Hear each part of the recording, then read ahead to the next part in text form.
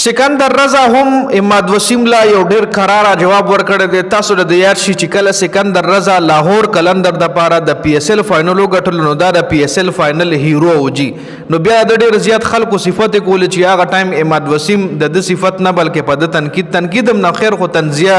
فکری د حواله سره وي چې پیسو د پاره هر کې لاړی هر سکول شي دا سمام کړي ډیر زیات ټریولینګ می کړي ځکه پیسې به مالا ملاوي دي نو که سکندر رضا مو کو نو دا څنګه خبره نه ده دا اماد وسیم د سکندر رضا حواله سره بیان جاری کړو. سکندر رضا تاسو له دیار شي چې د خپل د زیمبابوے او د انګلند ټیسټ میچ د خالی پر وس ټیسټ میچ د دای مازیګر ختم شو او ما ټیم ډیر روان شو او د اتوار پر ورځ مازیګر د لاهور ته ځان رسول او د لندن نه چې اکانومي کلاس کې د سفر کړو نو ډیر زیات خلکو رد د هارد ورک یا رد د جذبه اپریشیټ کوله خو ان هغه ټیم اماد وسیم چې کم دی په د باندې تنقید وکړو نو اوس ول دوه هم یو ډیر قراره جواب ورکړي څه جواب ورکړي دی تفصیلا په دې ویډیو کې خبره کوو هغه نه پس په دواړو باندې میوچوال خبره هم کو. راځو چې سکندر رضا ویلي دي چې څوک پیسو د پاره لوبه کوي نو هغه د خپل ټیم کپتان نه وي لکه د خپل ټیم کپتان هم د سکندر رضا او چې څوک پیسو د پاره لوبه کوي هغه د خپل ټیم کپتان نه وي او چې څوک پیسو د پاره لوبه کوي نو هغه په خپل ملک کې نظر لیږي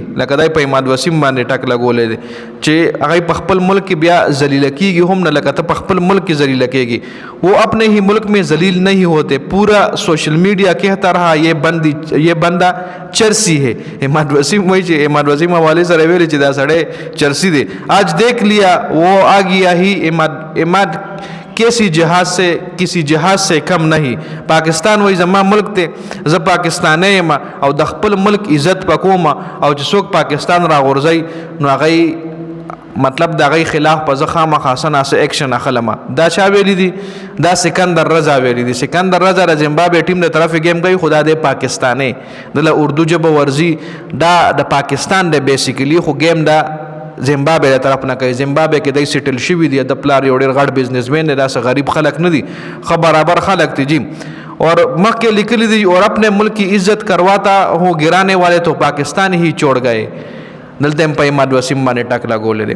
چې زه خو د خپل ملک عزت کوم او چې څوک د خپل ملک عزت خرابوي خو پاکستان پرې خو لکه اماد وسیم په عین موقع باندې د پاکستان ټیم پرې خو د لیگ کرکټو د پاره نو دلته په د خا میں کسی کی دل آزاری نہیں کرتا جس نے مجھے پیسوں کا لالچی کہا وہ کون سا دودھ کا دلا ہوا ہے. وای چې چا مال د پیسو لالچي وي نو حکم داسې خسړې د اماد وسیم یادي چې لکه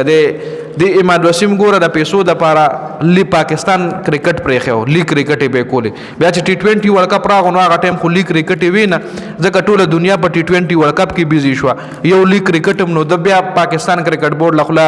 کولاو کا واغه امیر او دی واپس ټیم ترا واستو هغه ټیم هم ډیر غټ میسټیک و د په وجه باندې پاکستان د انډیا نه میچ بایلو چې په 23 بالو باندې د 12 رنزونه جوړ کړیو جی اماد وسیم یادوما د په وجه موږ د انډیا نه هغه میچ بایلو د امیر په وجه باندې خیر د بیا ټیم تراغه چې کله د لپته ولګي د لیگ کرکټ نشته صرف د یادوم امیر نه یادوم